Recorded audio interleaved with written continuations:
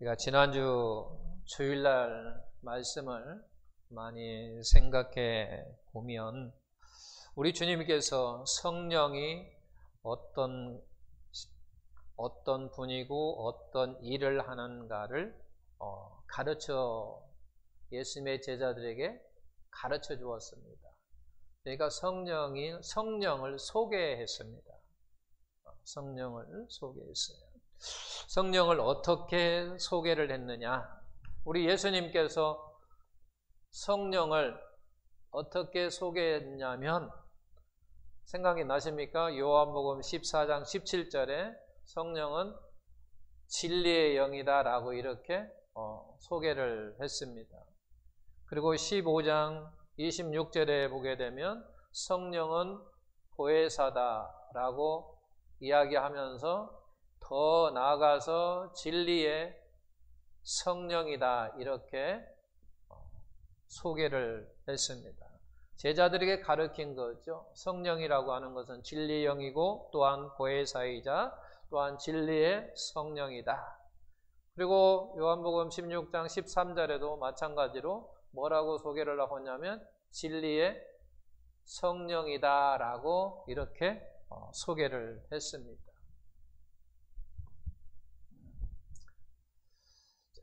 우리는 이것을 보면서 성령이 누구시고 성령이 무슨 일을 하는가라고 하는 것을 우리가 볼 수 있어요. 성령은 진리라고 하는 누구시냐라고 할 때 진리의 영이다 라고 하는 것을 알 수 있고, 그러면 성령이 어떤 일을 하느냐라고 이야기할 때 바로 진리라고 하는 말씀을 통해서 진리와 연관된 사역을 한다라고 하는 것을 우리가 알 수가 있어요. 진리와 연관된 사역, 일을 한다 그 말입니다. 그래서 제가 여러 이야기를 해서 성령은 대언자라고 말할 수 있고 변호사라고 말할 수 있고 상담자라고 말할 수 있고 진리의 영이라고 말할 수 있고 등등 여러 가지로 말할 수 있는데 대표적인 것은 뭐냐라고 할 때 진리의 영이다 그렇게 이야기를 했고, 그러므로 말미암아 바로 진리와 연관된 사역을 하는 것이 주된 사역이다 라고 이야기를 했습니다. 주된 사역이 뭐냐? 진리에 연관된 사역이다 라고 하는 것이고, 그 다음에 제가 요한복음 15장 3절 4절 말씀을 통해서 뭐라고 했냐면 우리 스스로는 열매를 맺을 수 있다 없다? 스스로 열매를 맺을 수 없다 그랬죠. 스스로는 열매를 맺을 수 없다. 그리고 나를 떠나서는, 여기에서 나라고 하는 것은 예수님이에요. 예수님을 떠나서는 아무것도 할 수 없다 그랬어요. 우리가 예수님을 떠나서는. 그래서 이 예수를 다른 말로 바꿨죠. 왜냐하면 요한복음 13장, 14장, 15절은 뭐에 대해서 관한 이야기였다고 그랬죠? 뭐에 관한 말씀이에요? 성령에 관한 말씀이라고 이야기했어요. 성령. 그러면 여기에서 보면 나를 떠나서는 이 말을 성령을 떠나서는 그렇게 말할 수 있다고 하는. 그래서 성령을 떠나서는 아무것도 할 수 없다. 그래서 예수님을 떠나서는 아무것도 할 수 없다라고 이 말씀을 통해서 바로 무슨 얘기를 했냐면 예수님께 붙어 있어야 뭐 한다고요? 열매를 맺을 수 있다라고 이야기를 했다는 얘기죠. 그럼 마찬가지로 성령과 함께 있을 때 우리는 뭐 한다고 그래요? 뭐 할 수 있다? 무슨 열매? 성령의 열매를 얻을 수 있다라고 이야기를 했습니다. 그래서 우리는 반드시 성령님이 필요하다 그런 얘기죠. 성령을 떠나서는 열매를 맺을 수 없고 성령을 떠나서는 아무것도 할 수 없음으로 말미암아 우리는 반드시 이 성령님이 나와 함께 있을 때 성령의 열매를 얻을 수 있고, 내가 예수님과 늘 함께 있을 때 뭐 할 수 있다? 열매를 열 수 있다라고 말씀을 드렸어요. 자, 여기에서 우리 주님께서 제자들에게 진리와 연관된 사역을 한다고 그랬어요. 이걸 좀 더 이제 구체적으로 볼 거예요. 어떤 진리와 연관된 사역을 하시는가? 성령은 어떤 진리와 연관된 사역을 하시는가? 라고 할 때 우리는 앞에 무엇을 아냐면 성령의 계시의 역사를 알아요. 성령이 계시에 따른 사역을 합니다. 그리고 성령이 또 어떤 일을 하냐면 영감에 그와 같은 사역을 합니다. 그리고 세 번째는 성령이 무슨 일을 하냐면 조명의 일을 합니다. 계시라고 하는 게 뭐예요? 성경에 계시 많이 나오는데, 계시는 뭐냐면 감추어진 것을 뭐 하는 거예요? 보여주는 거예요. 보여주고 우리에게 알 수 있도록 해주는 거예요. 알 수 있도록, 깨달을 수 있도록 그와 같은 일을 하신다 그 말이에요. 성령이 어떤 일을 하느냐라고 할 때 바로 계시, 그와 같은 일을 하시는데 감추어진 것을 보여줘요. 우리에게 보여주고 또 알게 해준다는 얘기예요. 알게 해준다는 하는 거죠. 이게 결국 무슨 얘기냐면 이것은 그래서 성경 내용과 연관된 이야기예요. 그 성령의 영감이라고 하는 것은 성경 기록과 연관되어 있어요. 그래서 많은 사람들에게 영감을 줘가지고 말씀 내용을 기록하게 만들었단 말이야. 그게 성령이 그렇게 돕는 일을 하셨어요. 성령이 그거를 사람을 통해서 일할 수 있도록 한 거예요. 기록할 수 있도록 만들었다고 하는 거죠. 그와 같은 일을 한다라고 하는 거죠. 근데 1번과 2번은 끝났어요. 이 사역이 끝났어요. 성령이 하는 일 가운데에 계시와 기록에 관한 일을 이제 끝났어요. 더 이상 하지 않는다라고 하는 거예요. 그래서 우리는 여기에서 잘 기억하고 있어야죠. 그게 어떤 사람이 지금도 하나님이 나에게 어떤 계시를 했다라고 말하는 것은 그건 안 되는 거죠. 물론 할 수 있어요. 할 수 있습니다. 그런데 그것이 공적인 대신 되면 안 돼요. 객관성이 되면 안 된다는 얘기예요. 그건 그냥 주관적이에요. 하나님이 그 사람에게만 주는 어떤 계시란 얘기예요. 근데 그것을 갖다가 공론화시킨단 말이에요. 너도 해당된다. 객관화시키면 안 된다라고 하는 거죠. 일반화시키면 안 되는 거예요. 그냥 하나님이 나에게만 주신 어떤 뜻이란 얘기예요. 나에게 하나님의 역사하실 수 있어요. 감춰진 것을 나에게 보여줄 수 있어요. 깨닫게 하실 수 있다 그 말이에요. 그러나 그것은 주관적인 거란 말이에요. 자기 거예요. 자기 거. 다른 사람 것이 아니라 그냥 나의 것이에요. 근데 내 것을 다른 사람들에게 똑같이 적용을 시키면 안 된다라고 하냐. 그래서 어떤 사람은 나에게 하나님이 계시하기를 뭐 했다 해가지고 다른 사람에게 막 적용을 하고 같이 공론하려고 하면 그건 이단인 거예요. 그냥 하나님이 나에게 주신 거란 얘기예요. 그래서 끝난 것이고, 그 다음에 성령의 조명이에요. 조명이라고 하는 건 뭐냐? 우리가 쉽게 이야기하면 이와 같은 조명이에요. 밝게 해주는 거예요. 밝게. 뭘 밝게 해주냐? 기록된 말씀. 기록된 말씀을 뭐 하는 거예요? 조명해줘요. 빛을 이렇게 딱 비춰줘요. 빛을 비춰주면 우리가 어떻게 돼요? 알 수 있다는 얘기죠. 알 수 있어요. 우리가 어두운데 조명을 딱 켜면 보여진단 말이에요. 그래서 뭐가 어떤 것이 어디에 있고 무엇인가를 우리가 분별할 수가 있는 것처럼 바로 기록된 말씀, 이 말씀, 하나님의 말씀을 조명해 준다라고 하는 거죠. 조명해 줌으로 말미암아 그 말씀을 우리가 알아요. 그래서 우리는 해석할 수 있도록 성령이 도와주시는 거예요. 이게 조명해 주는 거예요. 해석할 수 있도록. 그리고 그것을 우리에게 적용할 수 있도록. 해석만 하면 아무 의미 없어요. 이 귀한 말씀 해석만 하고는 아무 의미가 없다라고 하는 거예요. 내가 그 말씀을 순종하든지 나에게 적용을 하든지 내가 그 말씀과 함께 살든지 뭔가 이렇게 연관이 되어야지 그냥 해석만 하고는 아무 의미가 없다라고 하는 거죠. 내가 거기에 살째 연관이 되어야 된다라고 하는 거예요. 하나님의 말씀이 아무리 귀하고 소중하다 할지라도 나하고 적용을 시키지 않으면 사실은 관계없는 거예요. 세상에 많은 사람들도요, 하나님에 대해서 압니다. 그죠?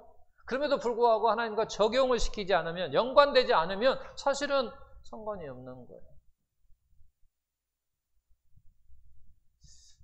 제가 우리 가족의 카톡이 있어요. 저희 형제 가족의 카톡이 있는데, 제 바로 위에 형님이 어릴 때는 신앙생활을 했었어요. 가서 구역 예배 드릴 때 형이 말씀을 보고 또 아는 것은 이렇게 또 알려주기도 하고 그렇게 했었어요.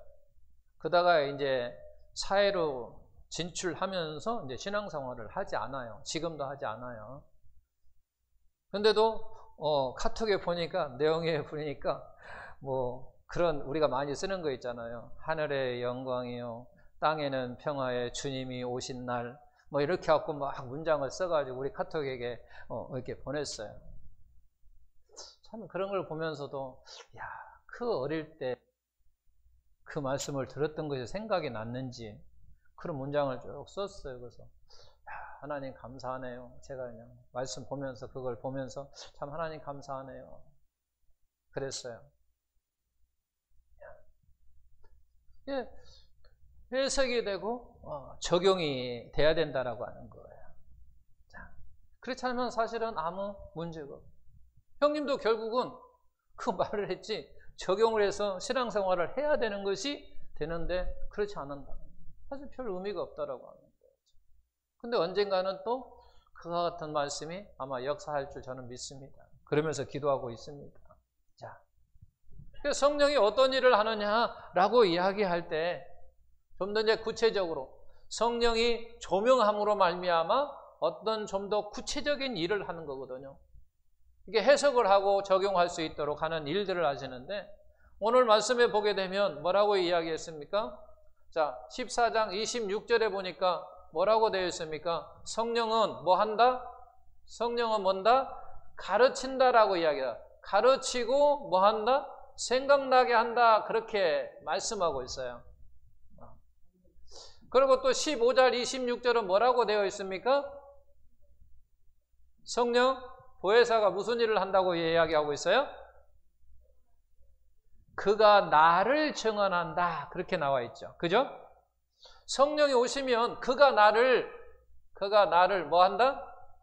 증언한다. 그렇게 이야기하고 있어요. 무슨 얘기냐면 성령이 나를, 예수님을 뭐 한다? 증언한다. 그런 얘기예요, 지금.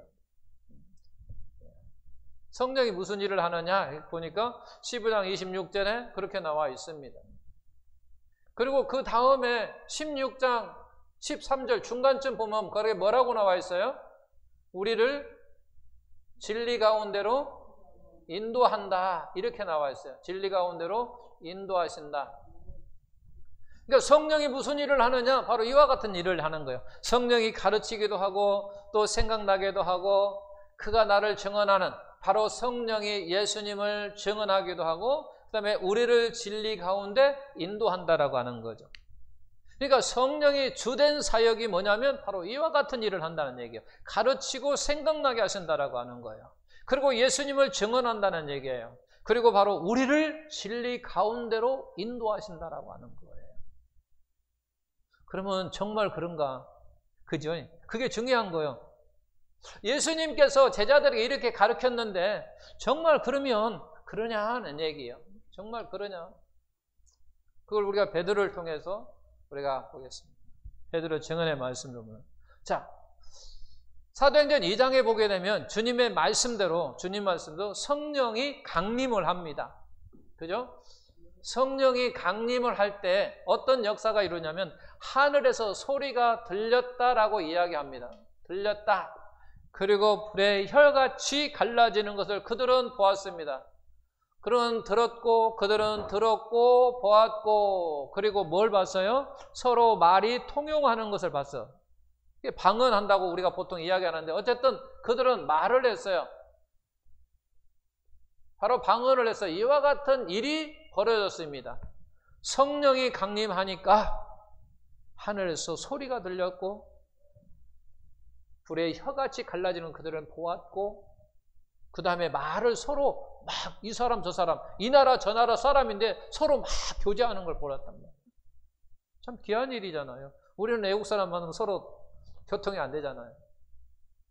근데 이때는 서로 교통이 됐단 말이에요. 서로 말이 통했단 말이에요. 역사가 일어나는 거예요. 이와 같은 것을 이제 광경을 보고 말하기를, 오늘 주보에 보면 사도행전 2장 12절 16절 이렇게 나와 있습니까? 한번 같이 보겠습니다. 다 놀라며 당황하여 서로 이르되, 이 어찌된 일이냐 하며, 또 어떤 이들은 조롱하여 이르되 그들이 뭐했다? 세술에 취하였다 하더라.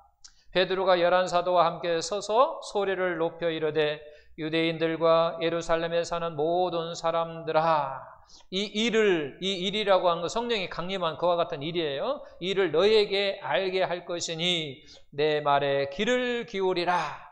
때가 제3시니 너희 생각과 같이 이 사람들이 취한 것이 아니라, 3시라고 하는 것은 오전 9시를 이야기합니다. 아침 9시에 누가 술 먹고 취한 사람이 있겠느냐, 그런 얘기예요. 취한 것이 아니라, 그러므로 말미암아 그들이 취한 것이 아니라, 그 다음에 이는 곧 선지자 요엘을 통하여 말씀하신 것이니 일러스되, 그런 얘기. 이 말씀이 결국 무슨 얘기냐면, 베드로가 지금 요엘을 통하여 말씀하신 것이다 라고 말했다라고 하는 것은 말이 생각난 거예요. 지금 말이 생각났어요. 성령의 역사가 뭐를 하게 된다고요? 생각나게 하신다고 그랬잖아요. 생각나게 하신다고 하는 것을. 요엘 선지자 말씀하신 것이 베드로가 생각난 거예요. 생각남으로 말미암아 그 사람들에게 이야기를 하는 거예요. 이와 같은 역사가 일어나는 것은 성령 강림으로 말미암아 그들에게 소리가 들렸고 불의 혀같이 갈라지는 것이 그들을 보았고 서로 소통이 이루어졌고 하는 이와 같은 역사는 어떤 것이냐라고 이야기할 때 베드로는 생각이 난 거야. 그거 요엘 선지자가 오래전에 예언의 말씀이고 그 예언의 말씀이 성취된 거야 라고 지금 그들에게 설명을 하는 거죠. 만약 생각 안 나면은 못 하는 거예요. 근데 그게 바로 성령의 역사로 말미암아 생각이 났다라고 하는 거예요. 그 다음에 또 사도행전 우리가 3장에 보게 되면 태어날 때부터 안준뱅이가 있었어요. 그 태어날 때부터 안준뱅이가 성전 미문에 앉아서 사람들이 오가는 사람들에게 이렇게 구걸을 합니다. 구걸을 해요. 구걸하는 가운데 그곳에 마침 어느 날 베드로와 요한이 그걸 지나가게 됩니다.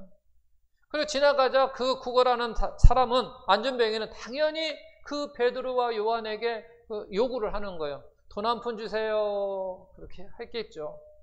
그러자 베드로가 뭐라고 이야기하냐면, 나에게는 금과 은이 없지만 나에게 가지고 있는 것은 오직 예수 그리스도라 라고 말하면서 그에게 이야기하는 거죠. 나에게 있는 건 너에게 주겠다는 거예요. 나는 돈은 없다. 그러나 내가 가지고 있는 것은 예수 그리스도다. 내가 예수 그리스도 너에게 주마. 그러면서 그에게 이야기를 하는 거죠. 나사 예수 그리스도의 이름으로 일어나 걸어라 라고 하니까 그가 일어났습니다.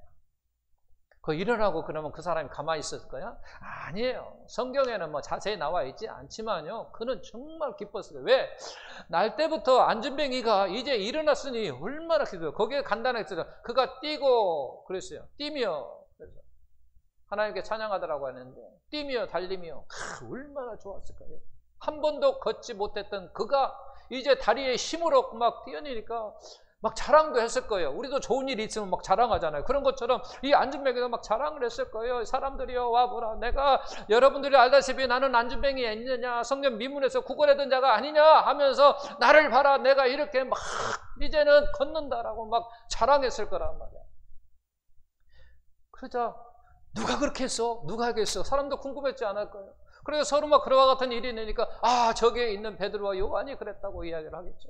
베드로가 그랬다라고. 그러니까 그 많은 사람들이 어떻게 했느냐? 그 베드로에게, 요한에게 주목을 한 거예요. 그 말씀이 오늘 사도행전 3장 11절에서 15절입니다. 주보에 나와 있죠? 같이 읽어보겠습니다. 나은 사람이라고 하는 그 안전뱅이를 이야기하는 거죠. 나은 사람이 베드로와 요한을 붙잡았어요. 그리고 모든 백성이 크게 놀라며 달려나가 솔로몬의 행각이라 불려오는 행각에 모이거늘 베드로가 이것을 보고 백성에게 말하되 이스라엘 사람들아 이 일을 왜 놀라게 여기느냐? 우리 개인의 권능과 경건으로 이 사람을 걷게 한 것처럼 왜 우리를 주목하느냐? 아브라함과 이삭과 야곱의 하나님 곧 우리 조상의 하나님이 그의 종 예수를 영화롭게 하셨느니라. 너희가 그를 넘겨주고 빌라도가 놓아주기로 결여한 것을 너희가 그 앞에서 거부하였으니 너희가 거룩하고 의로운 일을 거부하고 도리어 살인한 사람을 놓아주기를 구하여 생명의 주 예수 그리스도를 죽였다 그런 말입니다. 생명의 주인 예수 그리스도를 너희가 죽였다. 그러나 하나님이 죽은 자 가운데서 누구를 예수님을 뭐 하셨다? 살리셨다. 그러면서 우리가 이 일에 뭐하다? 증인이라 이야기하는. 지금 성령이 베드로 안에 들어가서 지금 무슨 일을 하고 있는 거예요? 예수님을 증언하는 일을 하고 있는 거예요. 이게 성령이 베드로 안에 들어가서 그 입술을 통해서 지금 누구를 증언하고 있냐면 바로 예수님을 증언하고 있다라고 하는 거예요. 누구를 통하여? 베드로를 통하여. 베드로 안에 계시는 성령님이 지금 베드로를 통하여 누구를 증언하고 있냐면 누구를? 예수님을 지금 증언하고 있다라고 하는 거예요. 지금 성령의 역사예요. 지금 성령의 역사를 하고 있는 거예요. 누구에게? 베드로에게. 그래서 예수님을 증언하고 있다라고 하는 거예요. 자. 또 계속해서 보게 되면 사도행전 우리가 10장에 보게 되면 누가 나옵니까? 고넬료라고 하는 사람이 나와요. 고넬료라고 합니다. 어느 날 고넬료에게 환상으로 요빠에 있는 베드로를 청하라고 이야기를 합니다. 근데 또 어느 날 베드로는 요빠에서 환상을 보게 됩니다. 고넬료는 환상 가운데 요빠에 있는 베드로를 청하라고 이야기 나오고 베드로는 요빠에서 기도하는데 환상 가운데 고넬료 주인이 당신을 청합니다 라고 하는 것을 그때야 깨달아. 아하, 그렇구나. 그래서 고넬료 집으로 갑니다. 고넬료 집에 가가지고 그들을 가르칩니다. 가르칠 때 그 고넬료 집에 뭐가 임했습니까? 성령이 임합니다. 성령이 임해요. 성령이 임하니까 그들이 다 이제 예수를 믿겠다고 세례를 받습니다. 베드로가 그들을 가르칠 때 성령이 임하고 그들의 세례를 받고 바로 그들을 어디 가운데로? 진리 가운데로 뭐 하고 있어요 지금? 인도하고 계신다라고 하는 거죠. 성령의 역사로 베드로를 통해서 가르치게 하고 그들 가운데 성령이 임하고 성령이 임하니까 그들이 이제 예수님을 믿겠다고 세례를 받고 그들의 진리 가운데로 성령의 역사로 그 고넬료의 가정을 진리 가운데로 인도하는 거예요. 우리를 진리 가운데 인도하시는 거예요. 이게 성령의 역사라고 하는 거죠. 성령의 역사는 이렇게 하신다라고 하는 거예요. 자, 그것이 오늘 사도행전 11장 15절에서부터 18절 기록되어 있어요. 같이 읽어볼게요. 내가 말을 시작할 때에 성령이 그들에게 임하시기를 처음 우리에게 하신 것과 같이 하는지라. 내가 주의 말씀에 요한은 물로 침례를 베풀었으나 너희는 성령으로 세례를 받으리라 하신 것이 뭐였다? 생각났도다. 그런즉 하나님이 우리가 주 예수 그리스도를 믿을 때에 주신 것과 같은 선물을 그들에게도 주셨으니 내가 누구에게 하나님을 능히 맡겠느냐 하더라. 그들의 이 말을 듣고 잠잠하여 하나님께 영광을 돌려 이르되 그러면 하나님께서 이방인에게도 생명 얻는 회개를 주셨도다 하니라. 그러니까 베드로가 고넬료 집에 갔습니다. 청해서 갔어요. 그리고 베드로가 가르치니까 그곳에 성령이 임했고 그들 가정이 바로 진리 가운데 인도를 받았단 말이야. 그런데 유대인들이 베드로를 공격을 했어요. 뭐 했어요? 공격했어요. 왜 공격했냐면 왜 이방인 집에 들어갔냐는 얘기죠. 왜 이방인 집에 들어가고 왜 이방인에게 복음을 전했느냐라고 유대인들이 베드로에게 따지는 거예요. 공격하는 거예요. 어찌 그럴 수가 있느냐라고 이야기해요. 그렇게 공격을 하자 오늘 말씀을 이야기하는 거예요. 지금 그 이야기가 지금 방금 이야기해요. 11절에 15절에서 18절.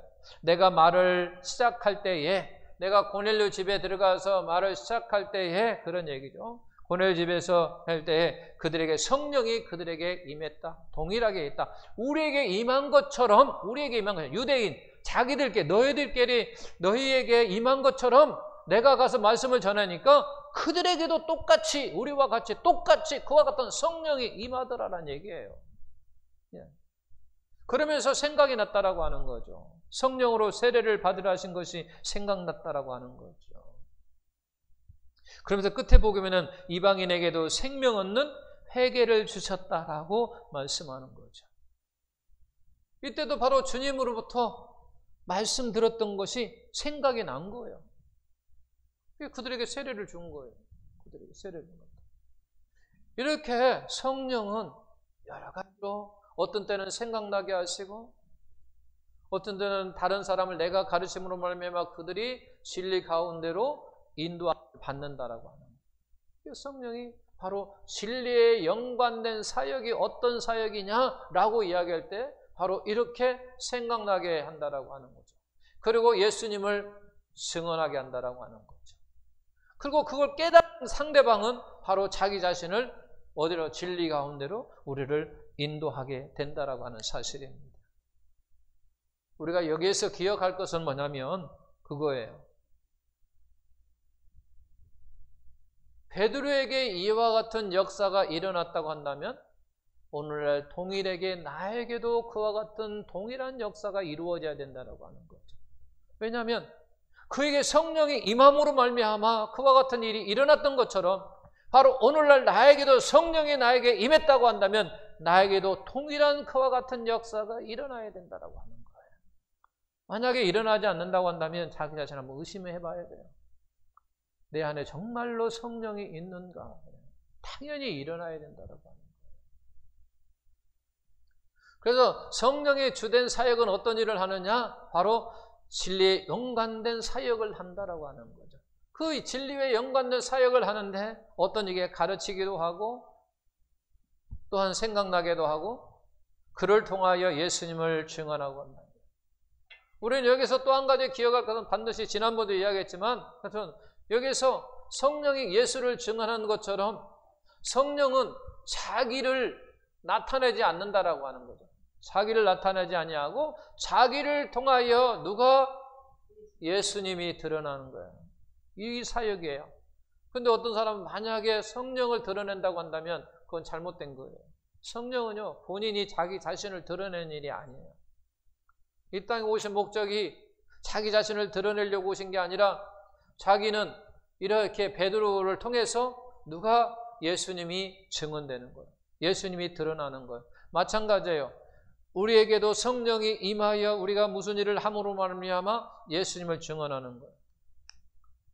자기가 드러나면 당연히 안 되겠고 성령이 드러나야 되고 그래서 이렇게 진리에 연관된 사역을 하신다라고 하는 거예요.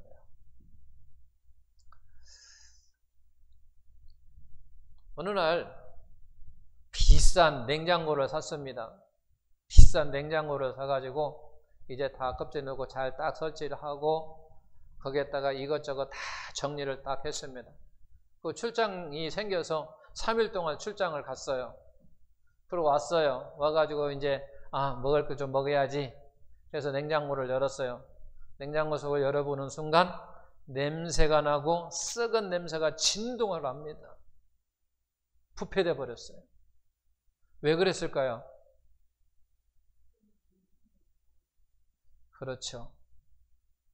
전선을 안 꽂았어요. 코드를 안 꽂고 그냥 출장 가버렸어요. 그래서 음식이 다 부패됐어요.